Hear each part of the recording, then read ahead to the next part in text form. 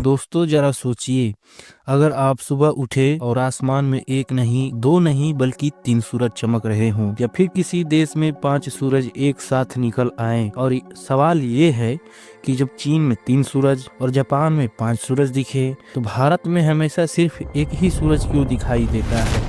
वैज्ञानिक घटना थी या एलियंस का खेल था, या फिर सरकार कुछ हमसे छिपाती रहती है?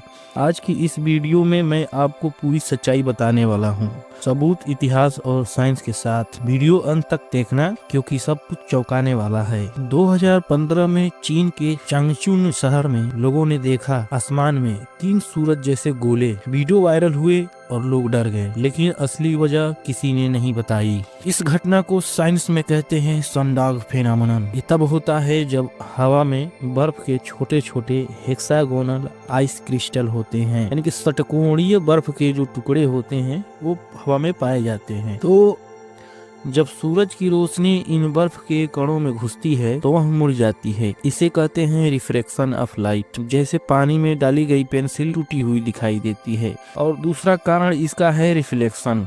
अगला स्टेप, जब वही रोशनी इस आइस क्रिस्टल की अंदरूनी सतह से टकराकर वापस आती है तो इसे कहते हैं रिफ्लेक्शन ऑफ लाइट, और यहीं से नकली सूरज बनता है। तो दोस्तों, जैसे कि आपने 10th स्टैंडर्ड या 12th स्टैंडर्ड की बुक्स तो पढ़ी ही होगी, उसमें अक्सर लाइट करके चैप्टर होता है जिसमें प्रकाश के गुण यानी कि परावर्तन और अपवर्तन यानी कि रिफ्लेक्शन ऑफ लाइट और रिफ्रैक्शन ऑफ लाइट के बारे में जरूर पढ़ा होगा।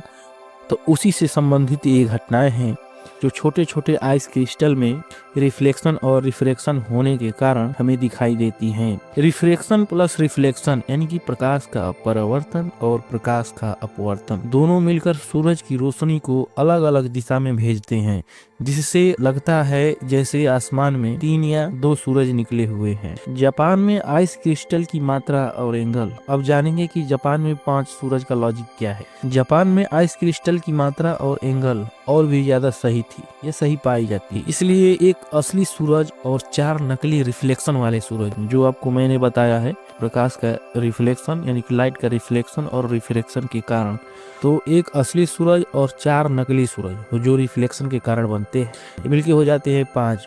और यही 5 सूरज हमारे आंखों में भ्रम उत्पन्न करते हैं। मोबाइल का कैमरा इल्यूजन को और खतरनाक बना देता है। लेंस रिफ्लेक्शन और एक्सपोजर नकली सूरज को और चमकदार बना देता है। अब आते हैं इंडिया में एक सूरज दिखने के प्रश्न के ऊपर। अब सवाल ये है कि भारत में ऐसा क्यों नहीं? क्या यहाँ साइंस काम नहीं करती? भारत में अधिकतर गर्म मौसम पाया जाता है या उष्णकटिबंधीय प्रदेश पाए जाते हैं। यहाँ बहुत कम आइस क्रिस्टल्स ध्रुव जैसी ठंडी नहीं बन पाते हैं, इसलिए रिफ्लेक्शन और रिफ्लेक्शन की कंडीशन ही नहीं बन पाती और सूरज एक का एक ही रह जाता है। हाँ, एक एक्सेप्शन है, लद्दाख, हिमालय या उत्तराखंड में कभी कभी हल्का सनडॉग दिख सकता है, लेकिन 3 या 5 बहुत रेयर केस में। तो याद रखो, नया सूरज नहीं या एलियन नहीं या प्रलय नहीं आने वाला, सिर्फ ये रिफ्रैक्शन प्लस रिफ्लेक्शन और आंखों का भ्रम है। अगर सच में 2 सूरज होते तो धरती कभी की जल चुकी होती, समुद्र सूख जाता और इंसान बचता ही नहीं। इसलिए अगली बार जब कोई बोले कि आज 3 सूरज दिखे हैं तो समझ जाना कि वो सूरज नहीं, साइंस दिख रही है। अगर आपको रिफ्लेक्शन और रिफ्रैक्शन अब साफ समझ में आ गया हो तो वीडियो को लाइक करो और ऐसी साइंस प्लस मिस्ट्री वीडियो के लिए चैनल को सब्सक्राइब जरूर करें। जय हिंद, जय भारत। मिलते हैं अगली वीडियो में।